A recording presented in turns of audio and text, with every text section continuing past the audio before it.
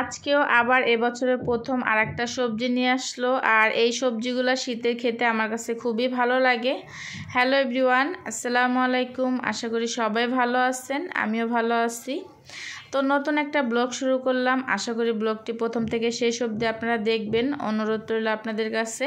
আর বেশি ভালো লেগে থাকলে অবশ্যই কমেন্ট করবেন, শেয়ার করে দিবেন, আর লাইক তো অবশ্যই করবেন। তো এখানে হচ্ছে ফুলকপিগুলো আমি কেটে নিছিলাম, একটু আলু দিয়ে দিছি। আর আমার মতে এভাবে ফুলকপির ডাঁটা কে কে খেতে পছন্দ করেন অবশ্যই কমেন্ট করে জানাবেন।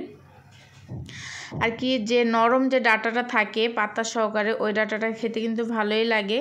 তো আমি ফুলকপিটা কেটে আমি লবণ দিয়ে কিছুক্ষণ ভিজিয়ে রাখছিলাম, কারণ ফুলকপির ভিতরে কিন্তু অনেক সময় পোকা থাকে। এই জন্য একটু লবণ দিয়ে ভিজিয়ে রাখলে কিন্তু সেই পোকাটা বের হয়ে যায়। আপনারা ট্রাই করে দেখবেন, একটু সময় লবণ দিয়ে পানির ভিতরে ভিজিয়ে রাখলে পোকাটা কিন্তু বের হয়ে যায়।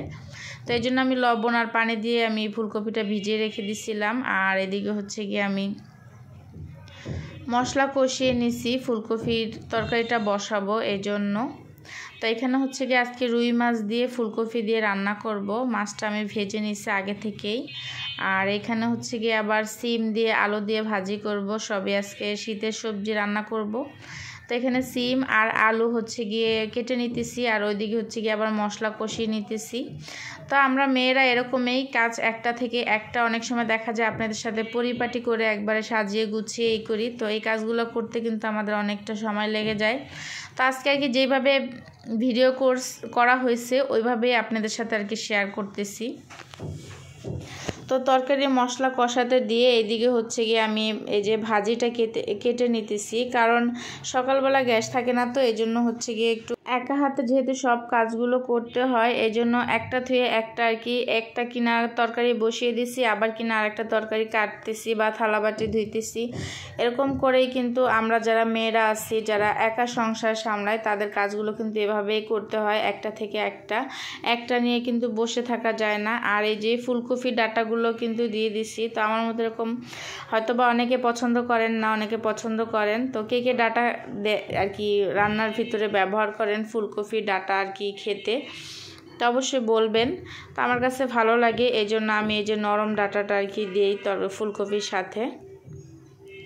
তো এখানে হচ্ছে রুই মাছ ভেজে নিছি আগেই, আর এদিকে হচ্ছে ফুলকপিটাও আমার কষানো হয়ে গেছে। মাশাআল্লাহ, বছরের প্রথম যে কোনো জিনিস অনেক দিন পরে কিন্তু খেলে এমনিতেই ভালো লাগে। আর ফুলকপির তরকারিটা অনেক মজা ছিল। এখানে আমি কষিয়ে ভালো করে কিন্তু ঝোলের পানি দিয়ে দিছি। এখন যখন বলক চলে আসবে আর কি, তরকারিটা বলক আসবে, তখন কিন্তু আমি মাছগুলো উপর থেকে দিয়ে দিব। আর ফুলকপিটা কিন্তু পাতা আর কি পাকোড়া বা ওই যে ভেজে ভেষণ, তারপর হচ্ছে গিয়ে চাপ বানিয়ে খেলে আর কি, চাপ বা চপ যেটা বলেন, তো ওরকম করলে কিন্তু ভালোই লাগে। তো আপনারা খেয়েছেন কি না বা খান কি না অবশ্য আমি জানি না। তো আমরা শীতের সিজন আসলে এভাবে আর কি ফুলকপি দিয়ে ভেষণ, তারপর হচ্ছে মশলা দিয়ে এভাবে আর কি তেলের ভিতরে ভেজে সন্ধ্যার নাস্তা হিসাবে সস দিয়ে খেলে কিন্তু অনেক ভালো লাগে। তো এই তো মাছগুলো কিন্তু দিয়ে দিছি, আর তরকারিটা কিন্তু আমার হয়ে গেছে। এখন একটু ধনিয়া পাতা নিয়ে আর কি নামাই দিব, তাহলে কিন্তু তরকারিটা হয়ে যাবে। আর এই যে সিমটা যে কেটে নিয়েছিলাম আমি পুরোপুরি শেয়ার করতে পারিনি, এই যে সিম ভাজিটা আমার হয়ে গেছে। তো আজকের ভিডিওটা আপনাদের কেমন লাগলো অবশ্যই বলবেন। আর যারা নতুন আছেন অবশ্যই ফেসবুক থেকে দেখলে ফলো করবেন, ইউটিউব থেকে দেখলে সাবস্ক্রাইব করবেন।